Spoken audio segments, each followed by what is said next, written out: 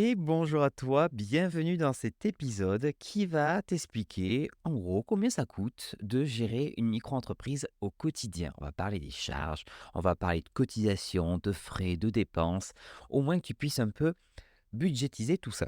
Alors, déjà, première chose qui va te faire plaisir, la création d'une micro-entreprise, c'est gratuit.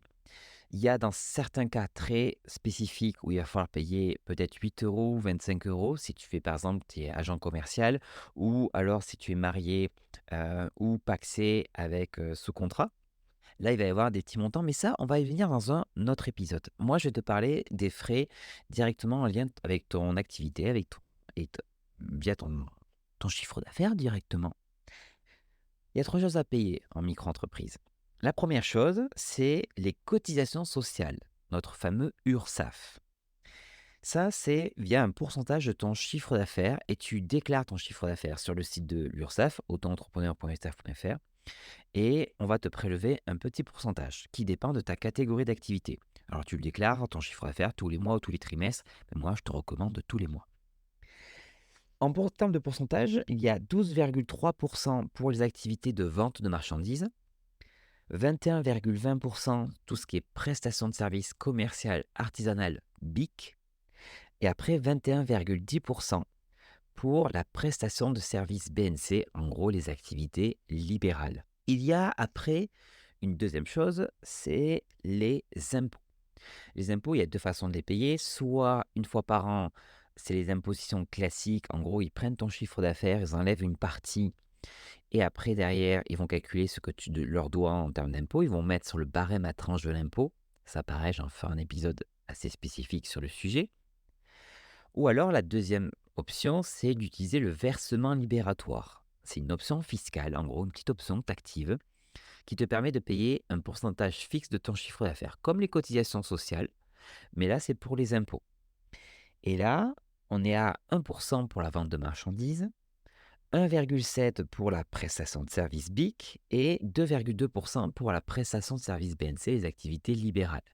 Donc tu vois en fait quand tu vas faire ta déclaration URSSAF, si tu as le versement libératoire de l'impôt sur le revenu, tu auras par exemple si tu es en prestation de service 21,20 ou 10 plus les 1,7 ou les 2,2%. Et comme ça tu auras payé à la fois ton URSSAF, les cotisations sociales, et en même temps la partie impôt. Alors c'est bien, on a vu l'URSSAF, on a vu les impôts. Maintenant, il faut voir la partie, une petite taxe qui s'appelle la CFE, cotisation foncière des entreprises. C'est comme une taxe d'habitation, mais qui est appliquée à ta micro-entreprise, même si tu n'as pas de local professionnel.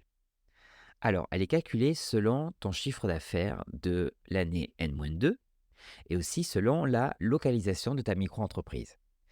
La première année, tu en es exonéré, donc tu n'as pas à la payer. Et les autres années, en fait, la deuxième année d'activité, ils vont prendre en fonction de ton CA de la première année. Et après, toutes les autres années, ils vont prendre l'année N-2, l'avant-dernière année. En termes de montant, ça démarre à 75 euros pour les gens qui sont situés à Paris. Et après, ça peut monter facilement 300, 400 euros, des fois plus en fonction de ton chiffre d'affaires et la localisation de ta micro-entreprise. Mais en moyenne, tu peux dire que c'est dans les 175, voire 250 euros en moyenne par an. Donc, mis tout ça bout à bout, il y a aussi, je ne t'en ai pas parlé, mais ça dépend de certaines activités. Il y a aussi ce qu'on appelle des taxes. Par exemple, pour la formation professionnelle, qui évolue en fonction de ton activité. Par exemple, si tu es un vente de marchandises, tu as 0,1 de pourcentage de ton CA. Tu as la 0,3% pour la prestation de service BIC et 0,2 pour prestation de service BNC. Ça, en gros, c'est pour avoir des droits à la formation professionnelle. Un peu, c'est comme un CPF, mais lié uniquement pour les indépendants, pour, dans ton cas, ceux qui sont en micro-entreprise. Donc, mis bout à bout, on tombe facilement à 24-25%. On va essayer d'arrondir, on va mettre 25%. Je mettrai même un peu plus pour prendre en charge la CFE. Si tu veux vraiment taper un peu gros, tu dirais, voilà, 30% de ton chiffre d'affaires, ça va être pour payer l'URSSAF, ça va être pour payer les impôts et ça va être pour payer la CFE et la formation professionnelle quand tu es en prestation de service. Et quand tu es en vente de marchandises, tu peux taper dans les 20% de ton chiffre d'affaires. Et là encore, Je t'ai pas parlé de ta rémunération, ce que tu peux te verser, etc., etc. Ça sera l'objet d'un autre épisode. Après, il y a des dépenses, il faut aussi penser, c'est le compte bancaire. On est à peu près entre 9 et 15 euros par mois. L'assurance responsabilité civile professionnelle, on est à peu près une douzaine d'euros en moyenne par mois. La prévoyance santé, on est à peu près entre 50 et 60 euros par mois. La mutuelle santé, qui est encore autre chose, bah alors moi j'ai pris la mienne, mais c'est 70 euros en moyenne, mais je pense que tu peux en trouver des moins chers. Et après, tout ce qui est logiciel, par exemple de facturation, tu as certains qui sont gratuits et d'autres qui sont payants. Mais en gros, tu peux t'en sortir pour 10 euros par mois. Tu peux trouver un très bon logiciel pour tenir ta comptabilité et faire ta facturation. Et voilà, l'épisode se termine déjà. J'espère que tu as appris des choses, que c'est clair pour toi.